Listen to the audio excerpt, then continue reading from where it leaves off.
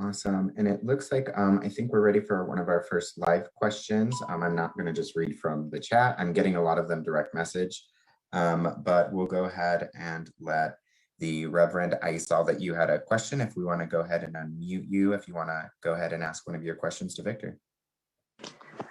Thank you. I'm so sorry the lighting is bad. I'm in my car. I had a couple of questions, but I want to ask one that's been pressing on my mind and my heart for many years. And now that I'm finally seeing it come into political forefront, I'm concerned. We are working in a time of really recognizing the systemic racism and how prolifically insane, I guess, is the nicest way I can put it, where it is embedded in every facet of our way of life.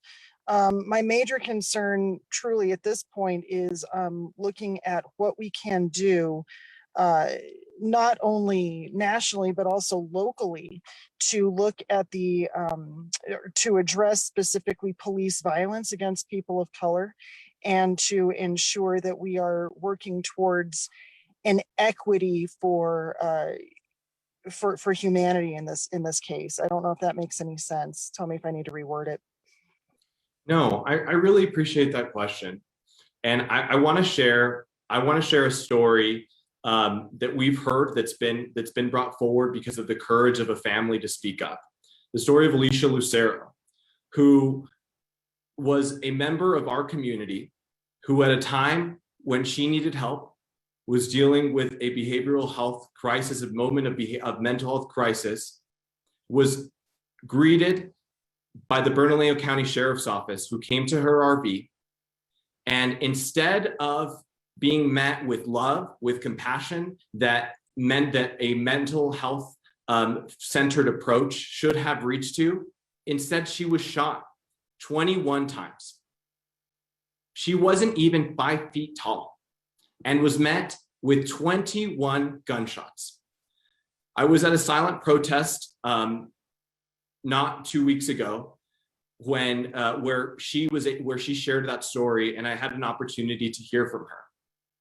We should all be infuriated at the systemic racism that exists within law enforcement, that too many individuals and people of color are faced to reckon with every single day.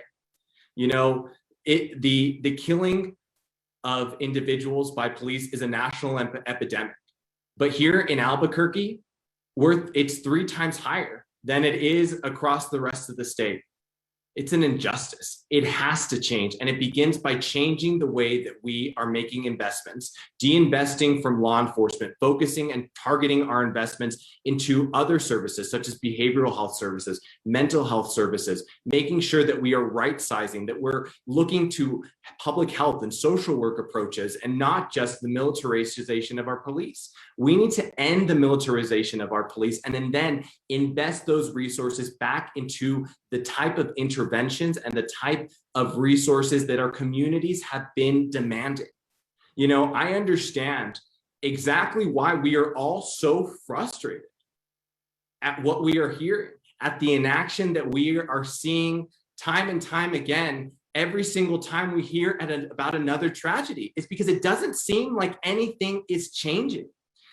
And so I know that we need to act quickly to push for that type of restructuring, the type of de-investing and then reinvesting into mental health care services, into other community-centered services that we know work and that our community is demanding.